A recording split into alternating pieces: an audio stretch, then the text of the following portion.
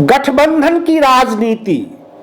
जी हां दोस्तों, गठबंधन से एक शब्द याद आया कि साल 1977 में पूर्व प्रधानमंत्री श्रीमती इंदिरा गांधी जी ने कहा था कि उस अहले वतन का क्या होगा जहां हर डाल पे उल्लू बैठा हो। और उसके जवाब में राजनारायण जी ने कहा था, उस अहले वतन का क्या होगा जहां हर डाल पे उल्लू बैठे हो, परंतु बर्बाद गुलिस्तां करने को बस एक ही उल्लू काफी है। जी हां दोस्तों, मैं आर.डी. भारती और आप देख रहे हैं बिहारी सुल्तान। जो रामलला का उद्घाटन है अयोध्या में और हमारे देश के प्रधान लेपाक्षी मंदिर में है आंध्र प्रदेश में, वह साउथ इंडिया यानी दक्षिण भारत की दौरा कुछ ज्यादा ही कर रहे हैं। कहीं न कहीं कुछ न कुछ तो गड़बड़ है, गड़बड़ कई जगह है। मैं आज अपने दर्शकों को यह बताना चाहता हूं, यह बजट सत्र शुरू होने वाला है। जैसे ही नया साल शुरू होता है, केंद्र सरकार पूरे देश की जनता के लिए एक बजट पेश करती है। जो चीजों के दाम हैं वो बढ़ेंगे अथवा घटेंगे, जो लग्जरियस आइटम है, जो जरूरत की चीजें हैं उसकी दाम बढ़ेगी या घटेगी, लेकिन इस पर कोई चर्चा नहीं, चाहे वो गोदी मीडिया हो अथवा अन्य चैनल। कहने का मतलब यह, बजट में कहीं कुछ खोखला साबित तो नहीं होगा, क्योंकि पूरा देश राममय हो गया है। केवल अयोध्या की खबरें, कौन जा रहे हैं कौन नहीं जा रहे हैं, पूजा पद्धति कैसे होगी, और रही बात ये कि जो हमारे देश के प्रधानमंत्री जी हैं वह पुजारी बनेंगे, लेकिन केवल सिंबॉलिक, सांकेतिक, कोई और व्यक्ति पूजा करेंगे, क्योंकि हमारे देश के जो प्रधानमंत्री जी हैं शादीशुदा होने के बावजूद भी बगैर पत्नी के हैं। और जो पूजा होती है राम की वह सपत्निक पूजा होती है, यह शास्त्रों में विधान है।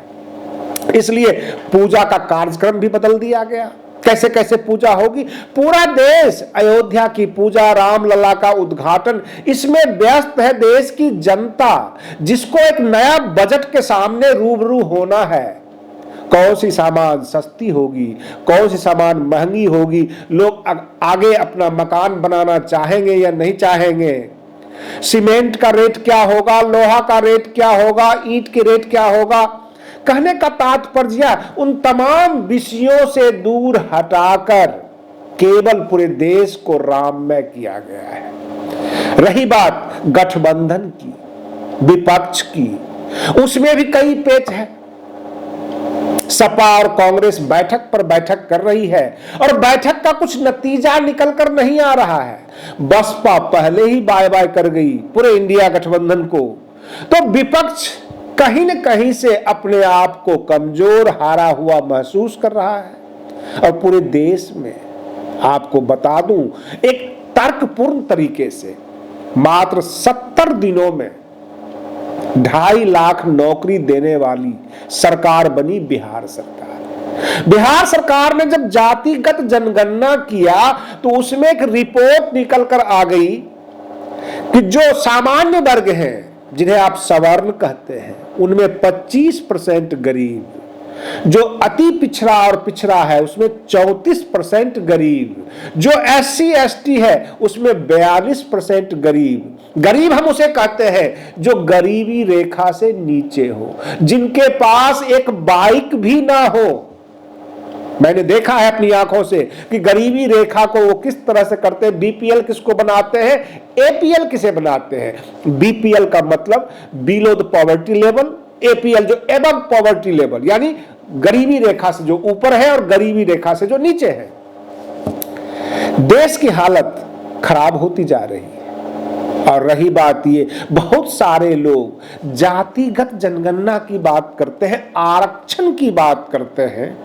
तो मैं आपको बता दूं कि चुनाव एक फंडा है जहां यह कहा जाता है आम जनता से कि मेरे पास नाव है और मैं नदी पार कर दूंगा, और जनता उस नाव में बैठ जाती है। प्रश्न यहां पर यह उठता है कि नाव तो दिखाने के लिए है कि हम जातिगत जनगणना कराएंगे, हम आरक्षण देंगे, लेकिन नदी कहां है, रोजगार किधर मिलेगा। कहां पे कौन सा वैकेंसी है जहां पे आप हमें आरक्षण दिलवाओगे अथवा जातिगत जनगणना करके हमारा उद्धार कर दोगे। बिहार में तो जातिगत जनगणना हो गया, कोई बड़ा परिवर्तन नजर नहीं आ रहा है। कहने का तात्पर्य है कि अब हम यहां पर यह देख ले कि उत्तर प्रदेश में दावा किया जाता है कि 80 के 80 लोकसभा सीट जीत लेंगे, भाजपा ये कहती है, विपक्ष बिखरा हुआ है। लेकिन हमें यह समझ में नहीं आ रहा है कि जिस हिसाब से 70 दिनों में बिहार ने 2.5 लाख नौकरियां बांटी, सीधे खड़े होकर नियुक्ति पत्र दिया, क्या उत्तर प्रदेश में भी इसी हिसाब से नौकरी बांटी जा रही है? क्या उत्तर प्रदेश की जनता केवल राम लला के जो संगीत बज रहा है, जो उद्घाटन हो रहा है, उसी से खुश है या उनके बच्चों को नौकरी भी चाहिए? क्या वो आने वाले जनप्रतिनिधि जो राजनीतिक दल के लोग हैं उनसे ये सवाल करते हैं कि क्या हमें मंदिर के आगे केवल भीख मांगना है या कोटेदार के पास जाकर केवल 5 किलो चावल गेहूं लेना है?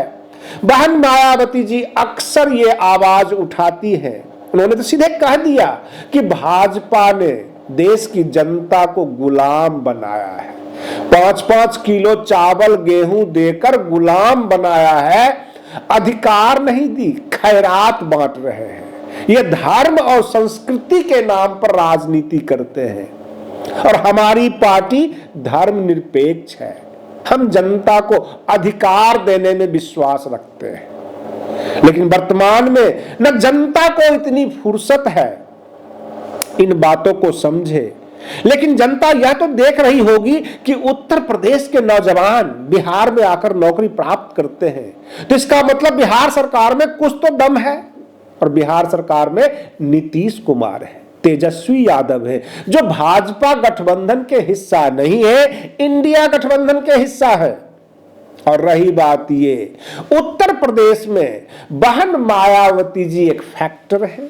SC ST vote, cadre vote उनके पास अच्छी मात्रा में है, तो किसी को जिता सकती है, किसी को भी हरा सकती है गठबंधन के मामले में। और इंडिया गठबंधन ने यह बहुत बड़ी भूल किया है कि बहन मायावती जी को शामिल नहीं किया।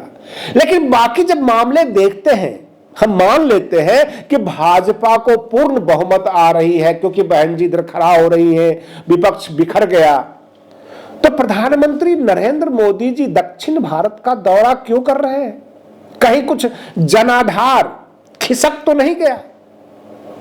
एक चीजें निकल कर आई है, भाजपा में सर्वमान्य नेता नहीं है, ऐसे नेता नहीं है जिनको हर कोई पसंद करे। और नितिन गडकरी जी को पसंद करता भी है तो भाजपा वाले उन्हें पसंद नहीं करते, मोदी जी उन्हें पसंद नहीं करते। अगर मोदी जी को साइड कर दे भाजपा में, उसके बाद भाजपा में कौन से नेता नजर आते हैं? हम मान लेते हैं मोदी लहर है, अगर मोदी जी नहीं तो फिर भाजपा में कौन जो पूरे देश को हैंडल कर सके और पूरी देश की जनता उनके नाम पर वोट दे? ऐसा भी नहीं है। इंडिया गठबंधन में राहुल गांधी जी अपनी यात्राओं में व्यस्त है और इंडिया गठबंधन के घटक दल इस बात को समझ नहीं पा रहे हैं कि जो राहुल गांधी जी का दौरा होता है, जो यात्रा होता है, उससे कांग्रेस को मजबूती होगी, समाजवादी पार्टी को नहीं होगी, आरजेडी को नहीं होगी, नीतीश कुमार को नहीं होगी। तो फिर इंडिया गठबंधन का जो ये यात्रा है, भारत जोड़ो यात्रा अथवा आम जनता को जोड़ो यात्रा, ये सब कब से शुरू होगा? केवल इंडिया गठबंधन मीटिंगों में व्यस्त रहेगी।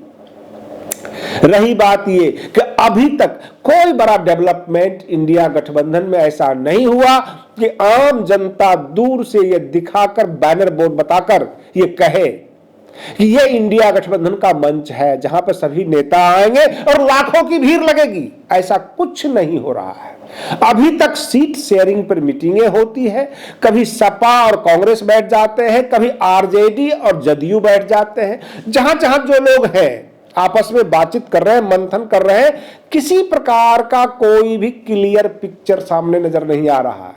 बहन मायावती जी ने साफ साफ कह दिया कि हम अकेले चुनाव में जा रहे हैं, और उनके बाद, उनके स्टेटमेंट के बाद रिएक्शन भी हुआ।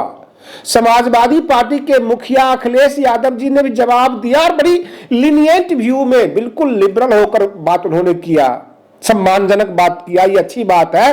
और उनके सम्मानजनक बातों को देखते हुए बसपा के सांसद मल्लुक नागर आ गए और उन्होंने भी कह दिया कि अगर उनको बात समझ में आ गई है तो फिर शामिल करें, इकट्ठे होकर हम बैठे बात करें, जो कुछ करें, बहन जी के पास आए, माफी मांग ले, कहा जी हमसे गलती हुई है। लेकिन बस वार्तालाप हो रहा है और इसका संवाद वाहक का काम हम जैसे पत्रकार करते हैं, कभी इधर से सुनते हैं, कभी उधर से सुनते हैं। आमने सामने एक जगह मीटिंग अभी तक नहीं हुई है। भाजपा डरी हुई है, घबराई हुई है। और जो हमारे देश के प्रधानमंत्री जी हैं वो दक्षिण भारत के दौरा कर रहे हैं, लगे हुए हैं। देश की जनता बेखबर है, देश की जनता यह समझ नहीं पा रही है कि ये राम मंदिर का उद्घाटन तो 22 तारीख को होना है, उसके आगे का भी प्रोग्राम है। प्रोग्राम यह है कि 1 लाख 1.5 लाख श्रद्धालु को डेली दर्शन कराया जाएगा। आज के लिए बस इतना ही। आप बने रहिए बिहारी सुल्तान चैनल पर। हम फिर मिलते हैं अगले वीडियो में, तब तक के लिए धन्यवाद।